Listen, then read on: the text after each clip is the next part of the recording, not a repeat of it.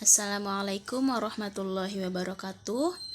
Saya Silda Rityawati dari kelas Bahasa dan Sastra 1. Pada kesempatan kali ini saya akan memaparkan materi tentang profiling peserta didik di MK Pemahaman tentang peserta didik dan pembelajarannya. Di mana karakteristik peserta didik meliputi beberapa seperti etnik, kultural, status sosial, minat, perkembangan kognitif, kemampuan awal, gaya belajar, motivasi, perkembangan emosi, perkembangan sosial, perkembangan moral, dan terakhir perkembangan motorik.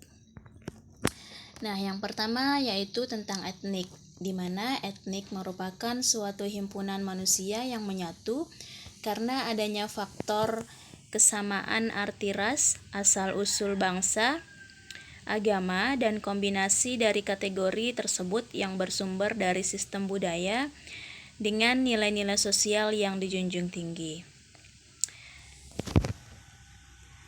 Data tentang keberagaman etnis di kelas menjadi informasi yang sangat berharga bagi pendidik dalam menyelenggarakan proses pembelajaran. Yang kedua yaitu kultural. Di sini kultural diartikan sebagai pikiran, akal, budi, hasil, adat istiadat atau sesuatu yang sudah menjadi kebiasaan yang sukar diubah. Peserta didik yang kita hadapi mungkin berasal dari berbagai daerah yang tentunya memiliki budaya yang berbeda-beda, sehingga kelas yang kita hadapi termasuk kelas yang multikultural. Nah, implikasi dari aspek kultural dalam proses pembelajaran ini, pendidik dapat menerapkan pendidikan multikultural sehingga pendidik dalam melakukan proses pembelajaran harus mampu menyikapi keberagaman budaya yang ada di sekolah atau di kelas. Yang ketiga itu status sosial, di mana status sosial merupakan suatu kedudukan sosial seseorang di masyarakat yang dapat diperoleh dengan sendirinya atau otomatis melalui usaha ataupun karena pemberian. Namun tidak dapat dipungkiri, kadang kita menjumpai status sosial ekonomi ini menjadi suatu penghambat peserta didik dalam belajar secara kelompok. Implikasi dengan adanya variasi status sosial ekonomi ini, pendidik dituntut untuk mampu bertindak adil dan tidak mendiskriminatif. Yang keempat yaitu minat, di mana ada beberapa indikator minat yang meliputi perasaan senang, ketertarikan peserta didik, perhatian dalam belajar, keterlibatan siswa dalam kegiatan pembelajaran, manfaat dan fungsi mata pelajaran. Di mana yang kita tahu minat peserta didik tidak sama di dalam satu kelas. Ada yang minat belajarnya tinggi, ada yang sedang dan bahkan rendah. Untuk mengetahui apakah peserta didik memiliki minat belajar yang tinggi atau tidak, dapat kita lihat dari indikator yang telah saya sebutkan tadi. Kemudian yang kelima yaitu perkembangan kognitif,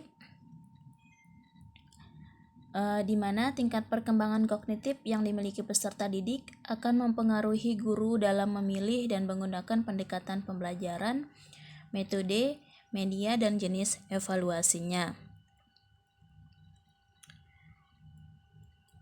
Kemudian yang keenam yaitu kemampuan awal, di mana kemampuan awal merupakan pengetahuan dan keterampilan yang sudah dimiliki peserta didik sebelum mempelajari topik atau materi pembelajaran.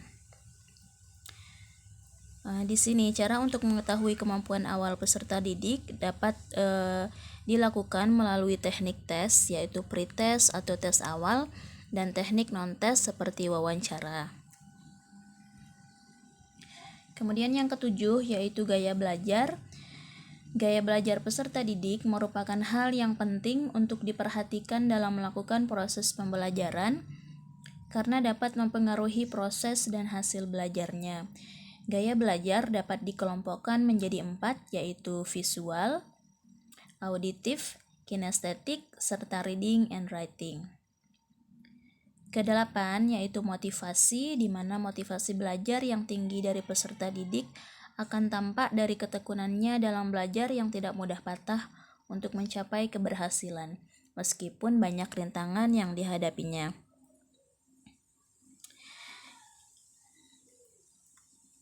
Kesembilan yaitu perkembangan emosi. Suasana emosi yang positif atau menyenangkan atau tidak menyenangkan membawa pengaruh pada cara kerja struktur otak manusia dan akan berpengaruh pula pada proses dan hasil belajar. Atas dasar hal ini, pendidik dalam melakukan proses pembelajaran perlu membawa suasana emosi yang senang atau gembira dan tidak memberi rasa takut pada peserta didik.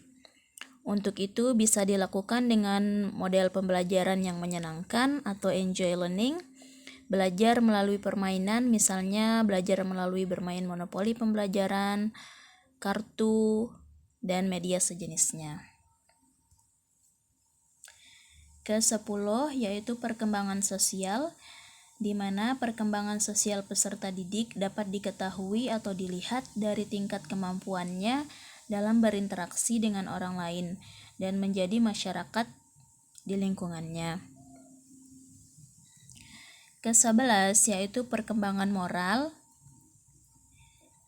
Moralitas dalam diri peserta didik dapat tingkat yang paling rendah menuju ke tingkat yang paling tinggi seiring dengan kedewasaannya. Dalam kehidupan bermasyarakat, masyarakat di lingkungan sekolah pasti mengenal moralitas. Bahkan moralitas ini dijadikan sebagai acuan untuk menilai suatu tindakan atau perilaku karena moralitas memiliki kriteria nilai yang berimplikasi pada takaran kualitatif seperti baik buruk, benar salah, pantas atau tidak pantas, wajar tidak wajar, layak atau tidak layak, dan sejenisnya. Kemudian yang terakhir yaitu perkembangan motorik, di mana perkembangan motorik merupakan proses yang sejalan dengan bertambahnya usia secara bertahap dan berkesinambungan, di mana gerakan individu meningkat dari keadaan sederhana, tidak terorganisir, dan tidak terampil ke arah penguasaan keterampilan motorik yang kompleks dan terorganisir dengan baik. Dengan memahami perkembangan motorik anak, pendidik dan sekolah dapat menggunakan strategi pembelajaran, metode yang tepat, dan dapat memanfaatkan alat, media, dan sumber belajar yang memadai. Mungkin hanya itu saja, sekian dari saya.